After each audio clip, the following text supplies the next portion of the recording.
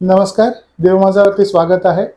आज आपण परत दुसऱ्या भागासाठी श्री हेमंत पापट यांच्याकडे आलेलो आहेत. ते आपल्याला तारक मंत्राचं एक्सप्लेनेशन देतात आहे. तर गेल्या भागामध्ये आपण पहिली 4 कडवी घेतली. आता पुढची आपण घेऊया. नमस्कार दादा. श्रीराम नमस्कार. आपल्याला सर्वांना परत भेटून खूप आनंद झाला. एक गोष्ट इथं सांगू इच्छितो की तारक मंत्र हा 4 ठिकाणी 4 वेगवेगळ्या अनुसरून लिहिला गेलाय. काही याच्यामध्ये शब्द आहेत. एका ठिकाणी आहे प्रचंड स्वामी बळ पाठीशिरे, ह्याच्यामध्ये स्वामी बळ हा शब्द एकत्र आलेला आहे. काही ठिकाणी प्रचंड स्वामी बळ पाठीशिरे असा शब्द आलेला आहे. तर तेव्हा कुठल्याही प्रकारे हा योग्य का हा अयोग्य हे आपल्याला घ्यायचं नाहीये. बुंदीचा लाडू तुम्ही एक बुंदीचा कण खाल्लात काय आणि लाडू खाल्लात काय, साखरेचा एक दाणा खाल्लात काय किंवा पूर्ण साखर खाल्लीत काय, ती साखरच असते. तेव्हा आपल्याला स्वामी तत्व जाणून घ्यायचं आहे. ते कुठल्याही मार्गाने कशाही अनुषंगाने आपल्या समोर आलं तरी मी अमुक हा मंत्र म्हणू का तो म्हणू का हे महत्वाचं नाहीये. स्वामींच्या जवळ आपण जाणं हे महत्वाचं आहे. मागच्या वेळी आपण पहिल्या 4 ओव्या पाहिल्या होत्या आणि तिथं स्वामींची वराड देशपांडे महाराजांनी करून दिलेली ओळख पाहिलेली होती.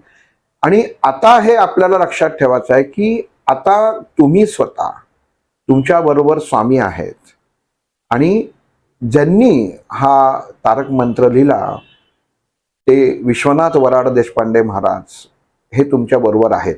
आणि आपण हे सगळे 3 जण मिळून तुमच्याशी स्वामींना तुमच्या घरी घेऊन आलेत आणि त्यांची ओळख करून देत आहेत. तर तेव्हा हा दुसरा जे कडवं आहे ते मी तुम्हाला वाचून दाखवतो की जिथे स्वामी चरण तिथे न्यून काय. काही स्तोत्रामध्ये लिहिलेलं आहे की जिथे स्वामी पाय तिथे न्यून काय. तर चरण हा जो शब्द आहे, तर आपण म्हणतो की मोठ्या आध्यात्मिक व्यक्तींचे किंवा संन्यासांचे चरण पादुका असतात, पाय पादुका आपण म्हणत नाही. त्यामुळं हा शब्द आपल्याला आता स्वामींची ओळख करून देताना तुम्ही स्वामींच्या पंक्तीत जाऊन बसलेला आहेत हे लक्षात घ्यायला पाहिजे की आपण आपली ओळख काय. तर आता मी स्वत्व विसरतोय. आज मी आपल्याशी बोलताना मी हेमंत बापट म्हणून बोलत नाहीये. मी स्वामी माझ्या बाजूला आहेत आणि मी स्वामींचं कार्य करतोय हे मला भान आहे. आणि हेच भान तुम्ही ठेवायला पाहिजे की मी आता जे काही माझ्या जीवनामध्ये जगणार आहे हे मी स्वतःची ओळख, तुमचं जे काही नाव असेल ते नसून मी स्वामी भक्त आहे. आणि जो भक्त असतो त्याला स्वतःची ओळख नसते, तो फक्त स्वामीमय असतो. आणि जेव्हा दूध आणि साखर ही तोपर्यंतच वेगळी जी आपल्याला वेगळी दिसते, पण एकदा दुधामध्ये, स्वामीरूप दुधामध्ये साखर मिसळली की ते साखरेचं दूध होतं आणि मग ते वेगळं करता येत नाही. म्हणजे आपल्याला भक्ती आणि समर्पण भाव हा स्वामींमध्ये असा जागृत करायचा आहे की तुम्ही स्वामीमय होणार आहात. आणि मुळात आपल्याला हे करायचं कारण असं की जीवनामध्ये कुठलं दुःख हे दुःखच नाही हे आपल्याला हे स्तोत्राचं शेवटचं जे कडवं होईल तेव्हा लक्षात येईल की अरे माझ्या जीवनात काही दुःखच नाहीये, कारण माझ्या बरोबर ही प्रचंड बळशक्ती आहे स्वामींची. तर मला दुःखाचं काही कारणच नाही आणि काही नव्हतंच. म्हणजे आत्तापर्यंत मी जे बघत होतो किंवा आत्तापर्यंत मी जसं आचरण करत होतो ही माझी कुठेतरी एक खोडसळ चूक होती, पण आता हे माझ्या बरोबर आहेत हे तुम्हालाही लक्षात येतं आहे. ही ओळख तुमची समाजामध्ये होणं खूप गरजेचं आहे. मग इथं दुसरं कडवं त्याच्यामध्ये त्यांनी सांगितलंय की जिथे स्वामी चरण तिथं न्यून काय. ते स्वामी एकदा तुमच्या बरोबर समर्पित झाले की तिथं कुठल्या गोष्टींची कमतरता ही येतच नाही. जीवनामध्ये तुम्हाला जे पाहिजे ते तुम्हाला सर्व प्राप्त होतं. आता इथं एक गोष्ट अशी आपण लक्षात घ्यायची की मनुष्य भौतिकतेत खूप अडकतो. स्वामी माझा 2 बेडरूमचा फ्लॅट आहे, तो 4 बेडरूमचा व्हावा. स्वामी माझ्या मुलाचं लग्न ठरत नाहीये, तर ते ठरावं म्हणून मी तुमचं नित्य स्मरण करते. स्वामी म्हणतात ठीक आहे. आई आपण मागच्या भागामध्ये बघितलं की आई आहे स्वामी, तूची माझी माऊली, तूची माझी सावली. स्वामी जेव्हा तुम्हाला म्हणतात की बाबा ठीक आहे बाळा, तुझं मुलीचं लग्न मी ठरवून देतो, मग लग्न ठरवतं. तिचं आपण छानपैकी लग्न होतं, मग आपण अक्कलकोटला जातो, घरात स्वामींचं जे काय ते करतो आणि लगेच पुढचं गाराणं घेऊन स्वामींकडे होतो की आता फक्त नातू पण लवकर होऊ दे. मग परत स्वामींना म्हणतात, स्वामी म्हणतात बरं ठीक आहे, तुझ्या म्हणण्याप्रमाणे मी करतो. मग तो नातू होतात. मग तिथं परत स्वामींना सांगितलं जातं, स्वामी आता मुलीला 6वा-7वा महिना आहे, तुम्हीच काळजी घ्या त्याच्यामध्ये. मग नंतर ते बाळ होतं, स्वामी तुमच्या कृपेने बाळ झालं, आता त्याची तुम्ही काळजी घ्या. म्हणजे मला सांगायचं कारण असं की स्वामी हे तत्व आहे, हा सर्वसामान्य मनुष्य विसरून जातो आणि फक्त स्वामी ही मला वेळेला संकटाला असणारी गरज म्हणून तुम्ही स्वामींकडे पाहता, तर हे चुकीचं आहे. शेवटी तत्व असं असतं की अति झालं. एक साधं उदाहरण सांगतो. तुमचं आडनाव देशपांडे असं समजा, एखादा तुमच्या घरी आला आणि म्हटला, दरवाजावर ठकठक केली, देशपांडे नाही आला बाहेर, देशपांडे आले, परत केली देशपांडे, आणि देशपांडेंनी दार उघडलं आणि परत ते म्हणले अहो देशपांडे देशपांडे. म्हणजे सारखं जर तुम्ही त्यांना देशपांडे म्हटला तर देशपांडे म्हटलं अरे जर पुढं बोल काहीतरी, सारखंच काय तू करतोयस. आता सांगायचा उद्देश असा आहे की तारक मंत्र नामस्मरण हे जेव्हा आपण करत असतो तेव्हा त्याला कुठंतरी मर्यादा असते. 108 वेळा का म्हणतो आपण मंत्र, अखंड का नाही म्हणत? कारण त्याच्यापासनं निर्माण होणारी ऊर्जा, जी ताकद असते, ती सहन करायची शक्ती सुद्धा आपल्या देहामध्ये उत्पन्न होणं गरजेचं असतं. आणि इथं काय सांगितलेलं आहे की जिथे स्वामी चरण तिथं न्यून काय, न्यूनताच नाही. जिथं स्वामींचं चरण आहे, काही ठिकाणी दिले जिथे स्वामी पाय तिथं न्यून काय. मग पाय आले तर पाय आपण लक्षात घ्या, एक पाय ही चल आणि अचल याच्यामध्ये गोष्ट येते. एका ठिकाणी आपण स्थिर असतात का, तर नसतात. म्हणजे येऊ सुद्धा शकतात, जाऊ सुद्धा शकतात. कधी असं झालेलं आहे का की महाराजांची स्वामींची पालखी पुण्यात आली, आमच्या घरी स्वामींची पालखी येऊन गेली, की नाही आज मुक्काम आता स्वामींचा तुमच्या घरीच, असं नाही होत. तत्व सांभाळून घ्या, नीट विचार करा. स्वामी बऱ्याच जणांना हे असते की अरे यांच्याकडे आली, माझ्याकडे पालखी आली नाही, स्वामींनी एक दिवस माझ्याकडे यावं. यांच्याकडे आम्ही दर्शनाला जातो, शेजारच्या घरात आले हो पण आमच्याकडे आले नाही. म्हणजे तुम्ही स्वामींना ओळखलं नाही, म्हणजे तुम्ही त्या तत्वाशी एकरूपच नाही. म्हणून इथं महाराजांना सांगायला लागतंय की स्वामी तत्व जेव्हा तुम्ही एकदा घेतलेलं आहे, मनामध्ये वसलेलं आहे, मग याच्या व्यतिरिक्त जे बाहेर येत आहे हे फक्त भौतिकता येते. अंतरात्म्यामध्ये स्वामी आहेतच ना. घरामध्ये जे आहेत ते स्वामीचं अस्तित्व तुम्ही मानत नाहीत का? म्हणून त्यांनी इथं न्यूनता सांगितली की जिथे स्वामी चरण तिथं न्यून काय. क्षणोक्षणी स्वामींचं वास्तव्य त्या वास्तूत आहे, तिथं तुम्हाला काळजी करायचं कारण नाही. म्हणून इथं त्या महाराजांनी खूप सुंदर सांगितलं दुसरं की स्वयंभक्त प्रारब्ध घडवी माय. तुम्ही दिवसभर जे कर्म करता आणि त्या कर्मातनं प्रारब्ध निर्माण होतं, तर त्याची काळजी स्वामी घेतात. एखाद्याला जर तुम्ही लुटून आणलं आणि त्याचं जर तुम्ही जर प्रसाद म्हणून जर स्वामींच्या समोर ठेवलात तर स्वामी कसा स्वीकारतील? एखाद्याला जर तुम्ही फसवलं आणि त्या फसवणुकीतनं जर तुम्ही काही उत्तम कार्य करत असाल तर कसं चालेल? म्हणून स्वामींनी इथं सांगितलेलं आहे की तुझं जे प्रारब्ध आहे, त्या प्रारब्ध म्हणजे काही जुन्या काळी केलेल्या चुका नाही आहेत. प्रत्येक क्षणी कर्मावरनं प्रारब्ध लगेच तयार होतं. तुम्ही काय कर्म करताय, उत्तम एखाद्याला मदत करताय का, उत्तम फळामध्ये, पण ती फळाची अपेक्षा करून जर तुम्ही ते कर्म करत असाल तर स्वामी म्हणतात की तुझ्या प्रारब्धाप्रमाणेच बाळा मी तुला फळ देणार आहे. तुला असं वाटलं की मी उभा राहिलेलो आहे, लोकांकडनं पैसे घेतलेले आहेत, फसवून पैसे घेतलेले आहेत आणि त्यातल्या काही पैशांचं मी अन्नदान करतो म्हणजे मी मोठा झालो, माझं नाव फळ्यावर लिहिलं गेलं, म्हणजे मी मोठा दाता आहे, तर तसं नाही. कारण तुमचा प्रारब्धाचा हिशोब स्वामी ठेवत असतात. तुम्ही लक्षात घ्या, आपल्या जवळ एखादी गोष्ट जेव्हा येते तेव्हा आपल्याला वाटतं ती आपल्या जवळ आहे, पण ती जवळ असताना आपल्यावरती त्याचं लक्ष असतं. आई बाबा घरात असले की मुलं काय उद्योग करतात त्यांच्याकडे जसं लक्ष असतं, तसं स्वामी ही माय आहे, त्याचं आपल्याकडे लक्ष असतं. म्हणून इथं सांगतानाच महाराज सांगतायत की स्वयं भक्त प्रारब्ध घडवी माय, आज्ञेविन काळ ही ना नेई त्याला. आज खूप सुंदर वाक्य दिलेलं आहे. रचना करतानाच त्याच्यामध्ये दिलेलं आहे की मनुष्य दवाखान्यात आहे, आजारी आहे, काय करायचं, विवंचनेत असतो, करू काय, पैसे नाहीत, पैसे आहेत पण रोग व्यवस्थित बरा होत नाही, काळजी, कायम काळजी. आणि म्हणून त्यांनी तिथं दिलेलं आहे की स्वामींवरती एवढा विश्वास ठेवा. तुम्ही जर जीवन मुक्त होणार असेल, तुमचा पुढचा प्रवास असेल, तर ते मुक्तच करतील. कारण ते अवलंबून कशावर आहे, तुमच्या प्रारब्धावर अवलंबून आहे. आणि त्याच्यात अजून त्यांनी ओळ दिलेली आहे की आज्ञेविन काळ ना नाही त्याला.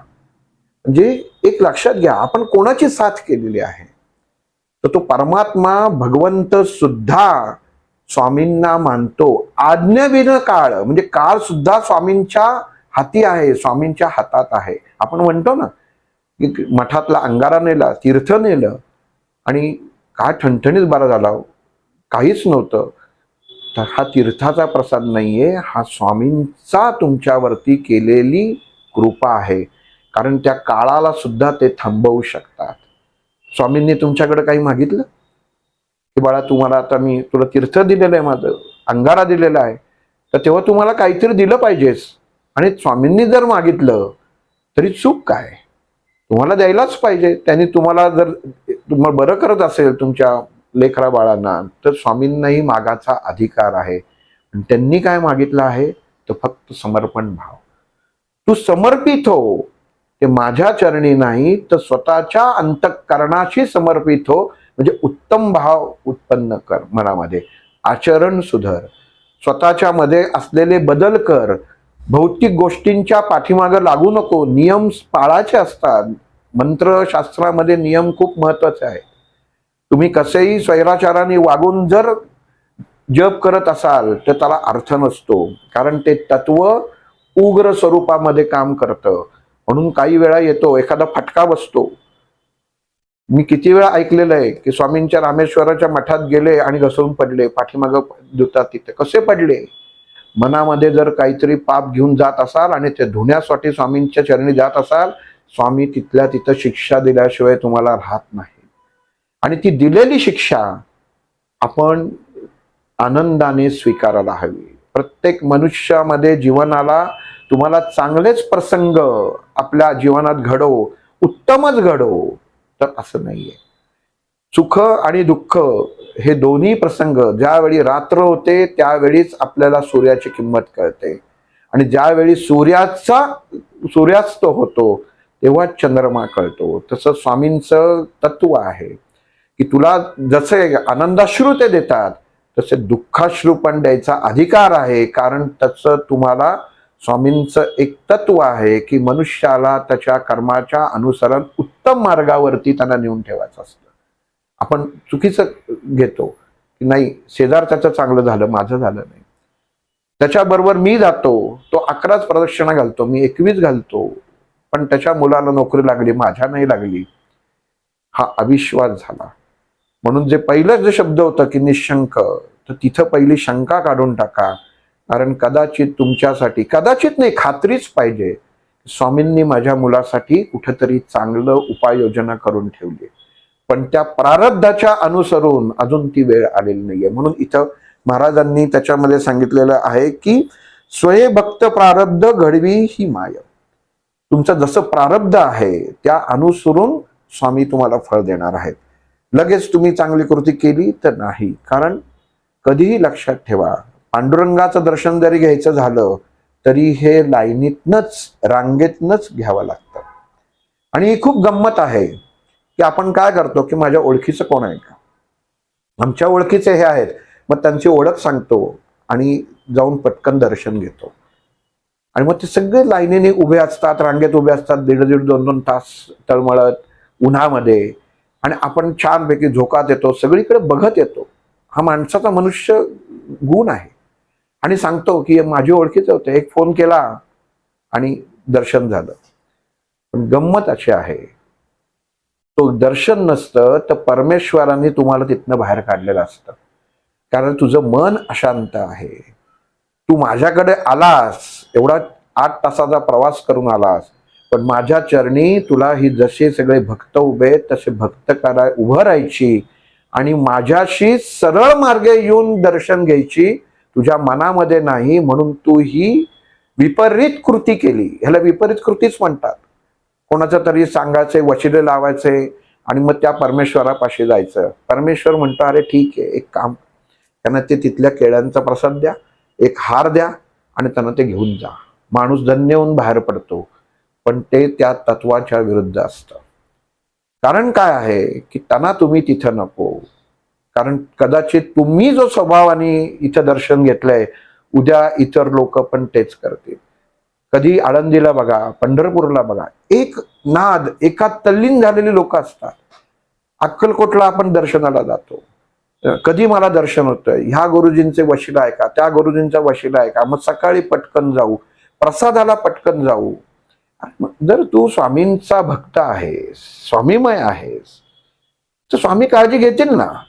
तुला काय खायला घालायचं, काय खायला द्यायचं नाही.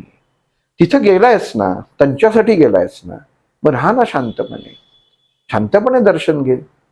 तुला त्यांनी वाटतंय का ना की तू त्यांच्या सानिध्यात राहावंस म्हणून तुझा नंबर लागू देत नाहीये, असा विचार मनुष्य कधी करत नाही. मनुष्याला वाटतं हा मध्ये घुसला, तो मध्ये घुसला. इथं स्वामी भक्तासाठी स्वार्थी होतात की नाही रे, मला हा भक्त इतका माझ्यावर प्रेम करतो, पण हा माझं दर्शन घेऊन माझ्या नजरेआड होईल, पण हा इथं थांबला पाहिजे. ह्याला थांबवण्यासाठी मी काय करू. मग हे स्वामी कृत्या करतात, महाराज कृत्या करतात आणि मग कोणाला तरी मध्ये घुसवतात. मग एखाद्याच वेळा आरतीसाठी दार बंद केलं जातं. मग आपण म्हणतो अरे अरे अरे, माझा नंबर दुसरा होता, झाला असतं तर माझं दर्शन झालं असतं. पण चुकता. स्वामींचं तत्व असं आहे की जास्तीत जास्त सहवास तुम्हाला द्यायचा आणि मग आल्यानंतर तुम्हाला ती अनुभूती होते की मी थांबलो, पण माझे प्रचंड प्रॉब्लेम जे होते, अनेक गोष्टींचे अडचणी होत्या, ह्याचं निरसन झालेलं आहे. आता इथं परीक्षा महाराज घेतात, इथं स्वामी परीक्षा घेतात आणि म्हणतात की पुढच्या वेळी आपण जाताना आहे ना, ह्याचं मी ओळखच करून जातो. पुढच्या वेळी येताना आपण सकाळी 6:30ला येऊ आणि दर्शन घेऊ, तेव्हा कोणी नसतं. इथं महाराज आणि स्वामी बघतात की ह्याचा भाव कसा आहे.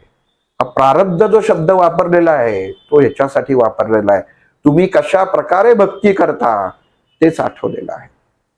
तुम्ही कशा प्रकारे प्रसाद देता हे त्याच्यामध्ये स्वामी बघत नाहीत. कधी ऐकलंय का की पाव किलो पेढे ठेवले, त्यातला एक पेढा स्वामींनी खाल्लाय. स्वामींचं म्हणून तुम्हीच खाता, स्वामी काहीच सांगत नाहीत. मग सगळं जर करत असेल ते फक्त भाव तिथं द्यायला. कधी असं बघितलंय आपण स्वामींच्या समोर बघा, देवघरात आपण घरामध्ये देवघर करतो, तिथं प्रसाद दाखवायचा आणि मग नंतर सगळे जेवायला बसायचं. असं कधी वाटतं की एक पान स्वामींसाठी वाढावं. देवघरातला जो असलेला फोटो, जी मूर्ती आहे, ती पण आपण डायनिंग टेबल वरती आणावी आणि स्वामींच्या चरणी, स्वामी आज तुमच्या पंक्तीचा योग आहे. स्वामींचं फक्त भिंतीवरती फोटोत राहणं किंवा देवाऱ्यामध्ये मूर्ती स्वरूपात राहणं नाहीये. भाव खूप महत्वाचा आहे आणि आपल्याला हे शास्त्राने सांगितलेलं आहे, रामदास स्वामींनी सांगितलेलं आहे. मारुतीला घेऊन जायचे भिक्षा मागायला, तिथं ठेवायचे नाही. त्यांना त्रास व्हायचा की मी भिक्षा मागायला चाललोय आणि मारुती राया एकटे कसं होणार त्यांचं. बरोबर घेऊन जायचंय. आपण कधी विचार करतो की नाही चला आज मी तुळशीबागेत जाते, स्वामी तुम्ही माझ्या बरोबर चला. नको नको, ते कशात कुठं ठेवणार, पिशवीत ठेवणार का, खिशात ठेवणार का. किती अडचण असते बघा माणसाला, पण पाकिटात असलेला स्वामींचा फोटो चेमला जातोय, ह्याच्याकडे त्याचं दुर्लक्ष राहतं. मला हे सांगायचं कारण असं की अंधश्रद्धेची भक्ती नसावी. फोटो, मूर्ती ही मूर्त स्वरूपात अंतरात्म्यात असावी आणि जर तुम्ही त्याला बाहेर काढलं, त्याला वेगळं स्वरूप दिलं, तर मात्र तुम्हाला त्याची काळजी घेणं गरजेचं आहे. नुसतं ताट वाढून तुम्ही ठेवलं, अरे जा स्वामींना प्रसाद दाखव, मग आपण जेवायला बसू. असं नाही चालत. स्वामी तुमच्या बरोबर आपण दोघं बसू. एक घास तुमचा, एक घास माझा. कसं आई भरवते, एक घास काऊचा, एक घास चिवचा, एक घास स्वामी आजोबांचा, एक घास महाराजांचा खाताना. तसंच हे पण तुम्हाला पाहिजे. तत्व कसं जागृत करायचं, देवत्व कसं आपल्याला प्राप्त व्हायला पाहिजे, वेगळी भक्ती करायची गरजच नाही. क्षणोक्षणी रक्तात भिनलेली गोष्ट असते की आपण अशी, तुकाराम महाराजांना इतकं एकरूप होते पांडुरंगाशी की त्या पांडुरंगाची करताना कशातनं हातात काठी धरली, ऊस धरलं तरी त्यातनं विठ्ठल विठ्ठल आवाज, इतकी एकरूपता. एकदा करून बघा. घरामधली मूर्ती आहे ना, एकदा झोपताना बरोबर घ्या. झोप येत नाही ना तुम्हाला, रात्री विचार येतात ना, उद्या व्यवसायाचं काय होणार, उद्या अमुक काय होणार, मला रात्री झोपच येत नाही, एकदा स्वामींना बरोबर घ्या. असं नाहीये.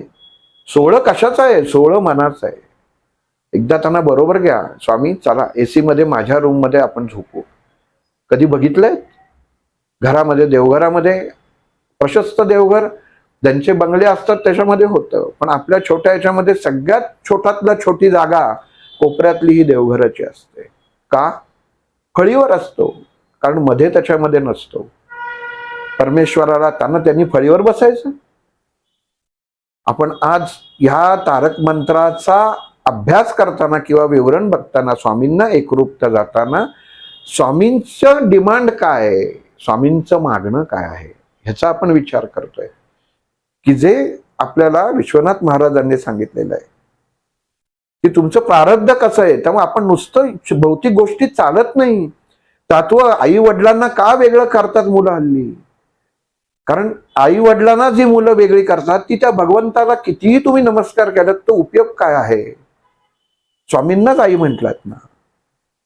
आणि मग आई वडिलांना तुम्ही वृद्धाश्रमात ठेवता आणि मग इकडे बंगले बांधून तुम्ही सोन्याच्या मूर्त्या बनवता, चांदीच्या मूर्त्या बनवता. ते स्वामी तत्व जागृत होईल, तिथं स्वामी असतील, ते येतील, तुम्हाला मदत करतील.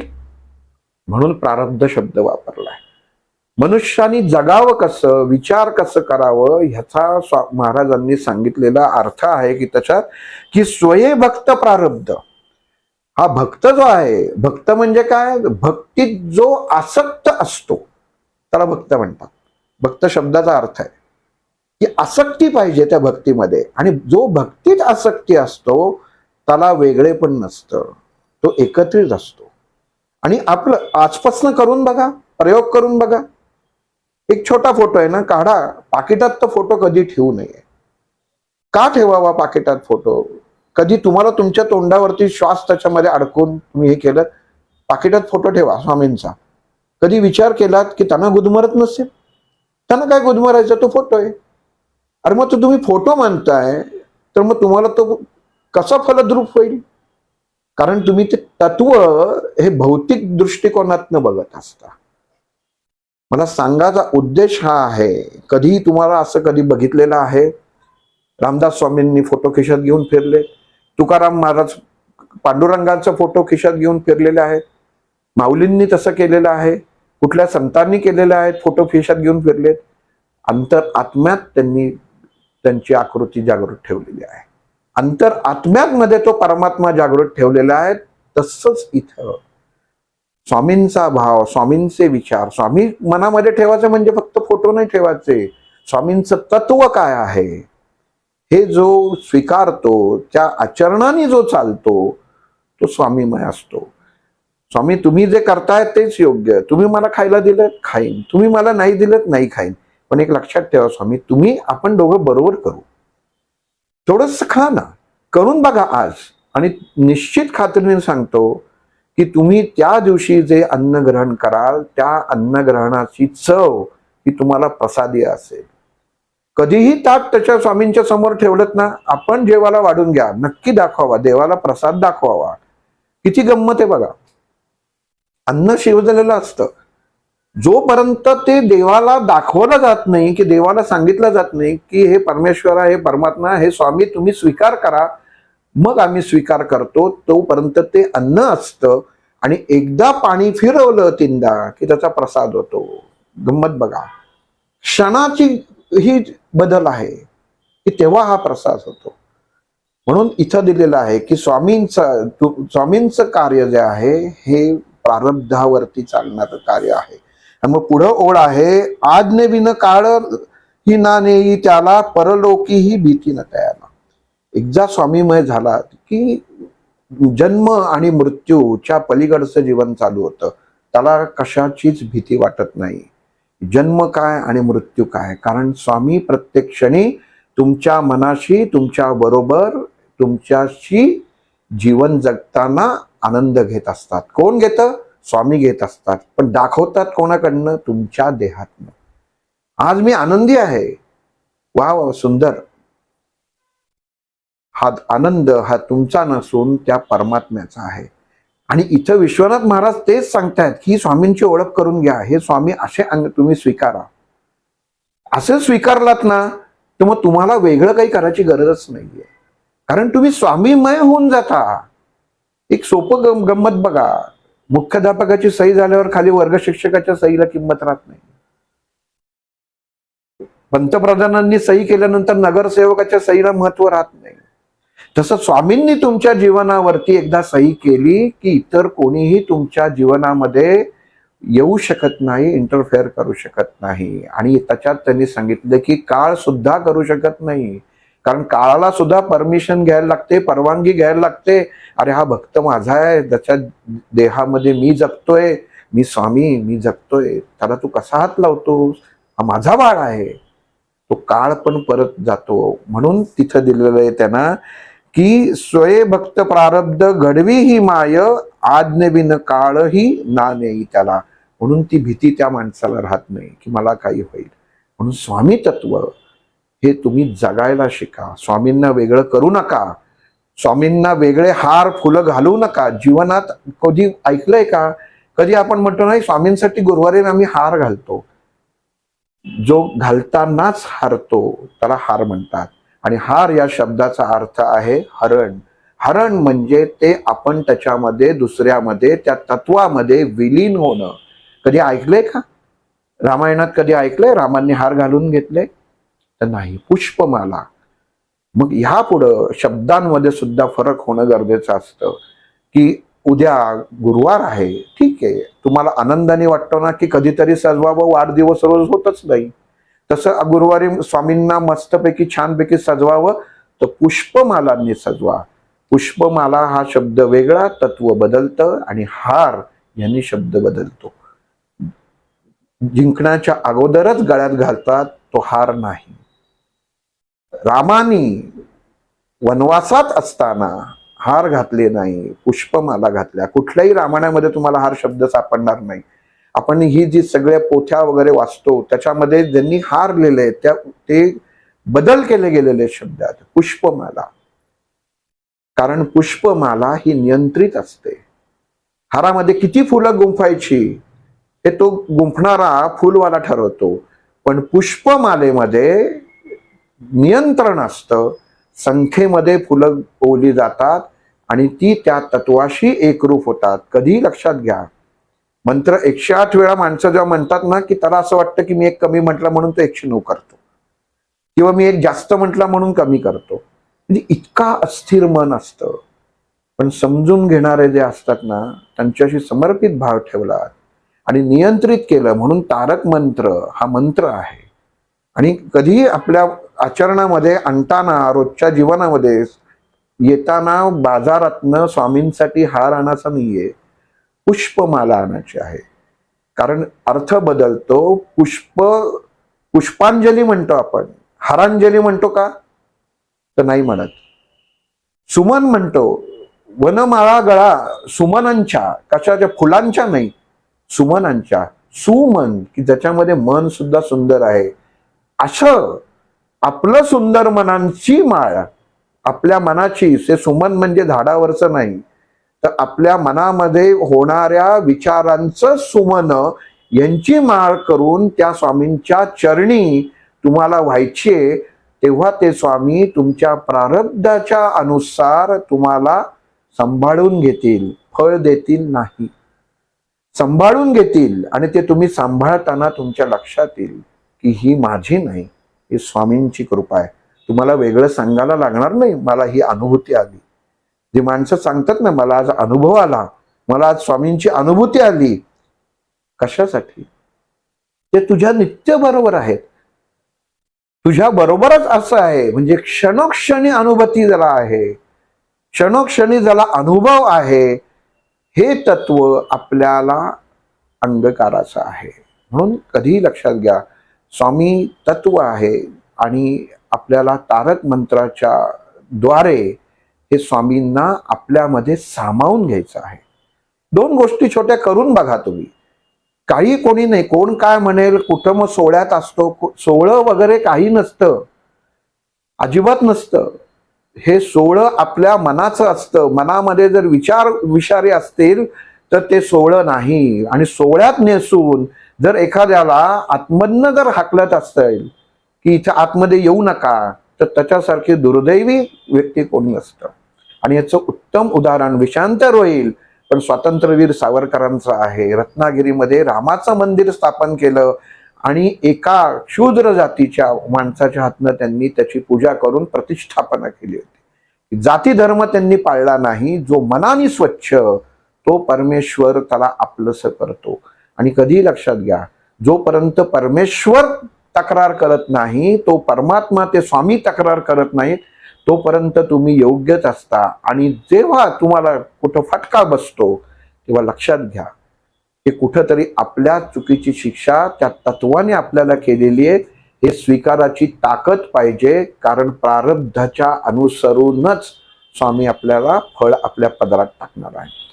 त्यामुळं पुष्पमाला हा शब्द तुमच्या जीवनामध्ये येणं गरजेचं आहे. फुलं, हार शब्द काढून टाका. कारण हे जे आहेत हे भौतिक शब्द आहेत आणि आपण तारक हा मंत्र आहे.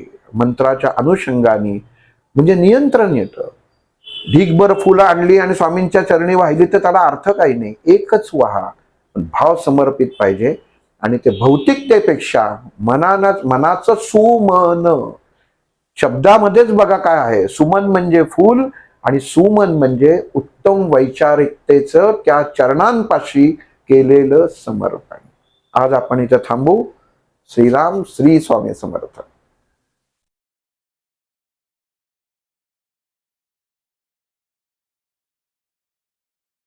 अध्यात्मावर नवनवीन माहिती मिळवण्यासाठी देव माझा चॅनलला सबस्क्राईब करा. पोस्ट आवडल्यास लाईक करा, शेअर करा. कमेंटमध्ये श्री गुरुदेव दत्त लिहायला विसरू नका.